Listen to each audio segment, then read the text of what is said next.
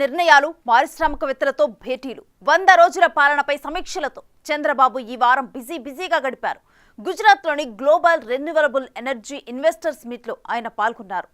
ఏపీలో పెట్టుబడులకు ఉన్న అవకాశాలను వివరించారు. వరద బాధితులకు సీఎం ప్యాకేజీని ప్రకటించారు. కొత్త ఎక్సైజ్ పాలసీ, ఉచిత గ్యాస్ సిలిండర్ లాంటి పథకాలకు కేబినెట్ భేటీలో ఆమోద ముద్ర వేశారు.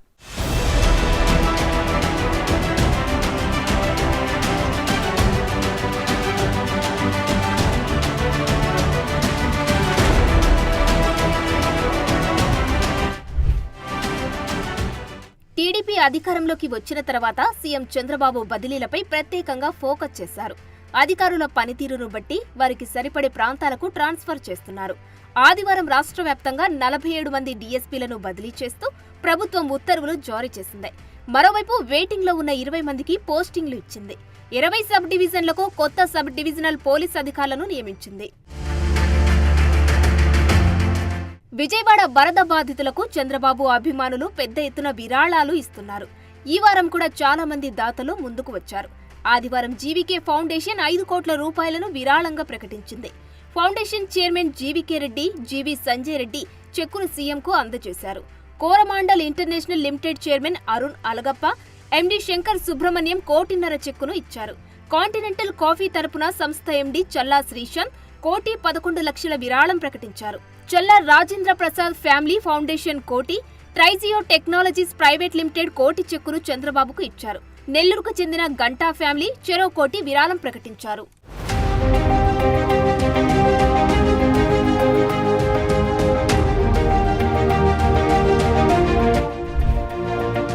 సీఎం చంద్రబాబు సోమవారం గుజరాత్ వెళ్లి గ్లోబల్ రెన్యూవబుల్ ఎనర్జీ ఇన్వెస్టర్స్ మీట్లో పాల్గొన్నారు.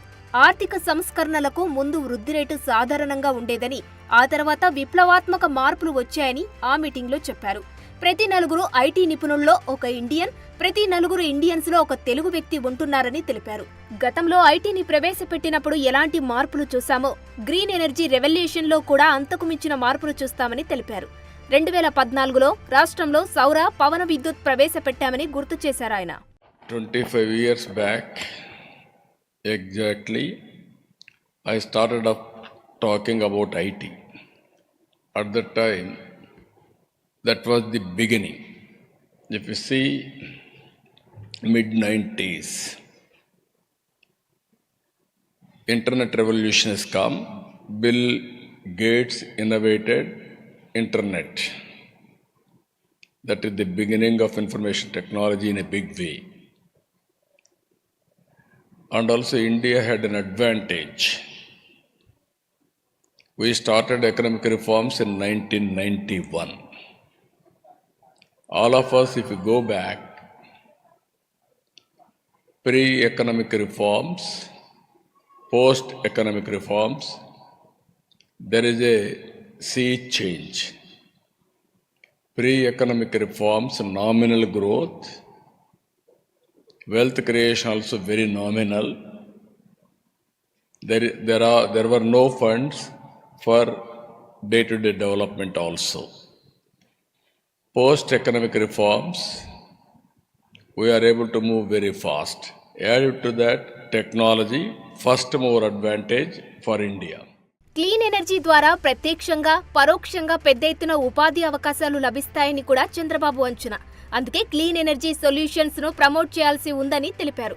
రాష్ట్రంలో ఉత్తమ పారిశ్రామిక విధానాలను అమలు చేస్తున్నామని ఈ మీటింగ్ లో చంద్రబాబు వివరించారు. అందుకే ఏపీకి పలు ప్రాజెక్టులు వస్తున్నాయని ఆయన లెక్క. ఇదే మీటింగ్ లో ప్రధాని మోడీతో కూడా చంద్రబాబు ప్రత్యేకంగా మాట్లాడారు. ప్రస్తుతం టెక్నాలజీలో టాప్ పొజిషన్ లో ఉన్న ఏపీ ఇంధన రంగ అవకాశాలను క్యాచ్ చేసుకోవడానికి సిద్ధంగా ఉందని ప్రధానితో తెలిపారు.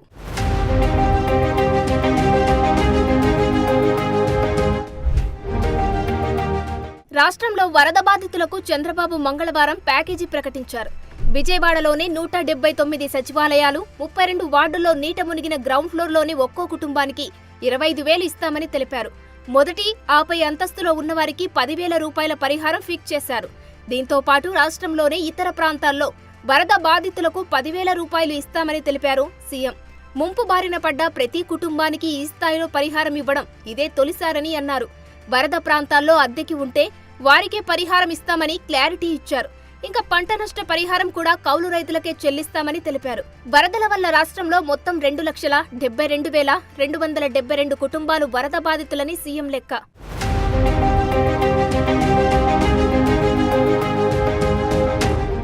మంగళవారం మాజీ మంత్రి వైఎస్ వివేకానందరెడ్డి కుమార్తె సునీత సీఎం చంద్రబాబును కలిశారు. హత్య కేసు దర్యాప్తు చేస్తున్న సీబీఐ అధికారులపై తమపై వైసీపీ ప్రభుత్వం అక్రమ కేసులు బనాయించిందని సీఎం దృష్టికి తీసుకెళ్లారు. ఈ కేసులో లోతుగా దర్యాప్తు చేసి అసలు నిజాలు బయటపెట్టాలని కోరారు. ఇక అక్టోబర్ 3 నుంచి 5 వరకు హైదరాబాద్లో నిర్వహించనున్న జీ-స్పార్క్ సదస్సుకు హాజరు కావాలని ఆమె సీఎంను ఆహ్వానించారు. వరద బాధితులకు తన వంతు సాయంగా 10 లక్షల రూపాయల చెక్కును అందించారు.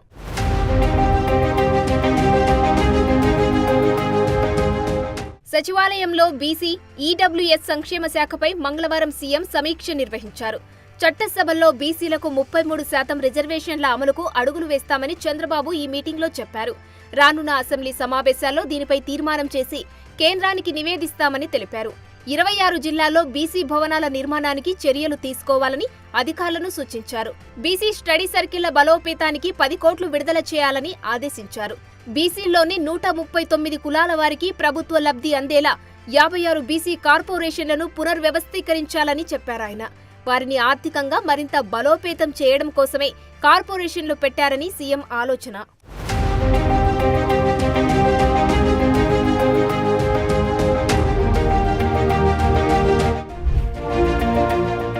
బుధవారం ముఖ్యమంత్రి చంద్రబాబు అధ్యక్షతన మంత్రివర్గ సమావేశం జరిగింది. ఈ సమావేశంలో కీలక అంశాలపై చర్చించారు.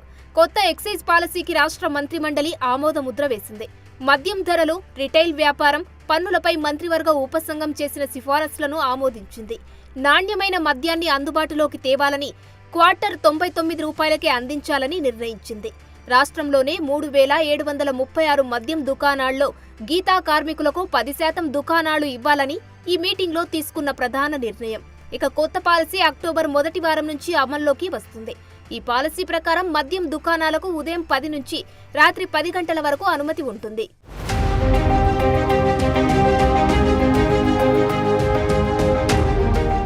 గత ప్రభుత్వంలో జగన్ నిధుల దుర్వినియోగానికి పాల్పడి సొంత పత్రికకు ప్రజాధనాన్ని దోచిపెట్టారని మండిపడ్డారు. వాలంటీర్ల ద్వారా వారి పత్రికను కొనిపించేందుకు 2 ఏళ్లలోనే 205 కోట్లు వెచ్చించారని మంత్రివర్గం విమర్శ. ఇది ముమ్మాటికి అధికార దుర్వినియోగమేనని వారి అభిప్రాయం. గత 5 ఏళ్లలో వైసీపీ సర్కార్ ప్రకటనల ద్వారా 443 కోట్ల రూపాయలు దోచిపెట్టిందని ఆరోపించారు. మిగతా పత్రికలన్నిటికీ కలిపి ప్రకటనల ద్వారా ఇచ్చింది ఎంతకంటే తక్కువేనని మంత్రివర్గ సమావేశంలో తేలిన లెక్క. ఇక వాలంటీర్ వ్యవస్థపై కూడా ఈ సమావేశంలో చర్చించారు. గ్రామ, వార్డు వాలంటీర్ల గడువు 2023 ఆగస్టుతోనే ముగిసిందని మంత్రివర్గం తెలిపింది. కానీ జగన్ ప్రభుత్వం వారి సేవల్ని పునరుద్ధరించలేదని విమర్శించారు మంత్రులు. వాలంటీర్ల వ్యవస్థను కొనసాగిస్తే ఇప్పుడున్న దాన్ని ఎలా క్రమబద్ధీకరించాలనే అంశాలపై లోతుగా చర్చించారు.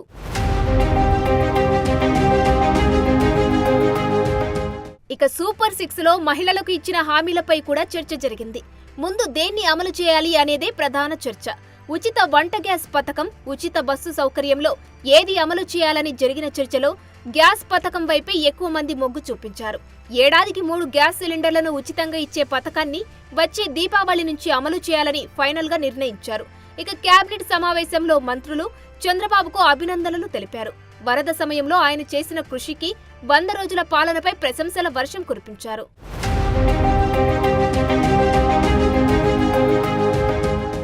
ఇక మంగళగిరిలోనే సీకే కన్వెన్షన్లో ఎన్డీఏ శాసనసభాపక్ష సమావేశం సీఎం చంద్రబాబు గారి అధ్యక్షతన జరిగింది. ఈ సమావేశంలో deputy CM Pawan Kalyan, BJP AP అధ్యక్షురాలు పురంధేశ్వరి, మంత్రులు, ఎమ్మెల్యేలు, కూటమి నేతలు పాల్గొన్నారు.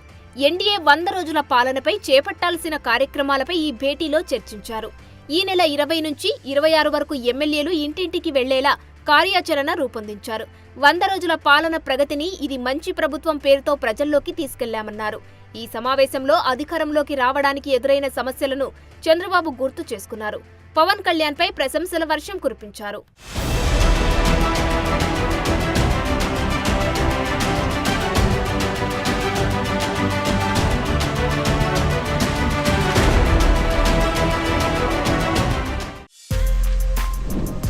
For more videos like this, subscribe Big TV channel.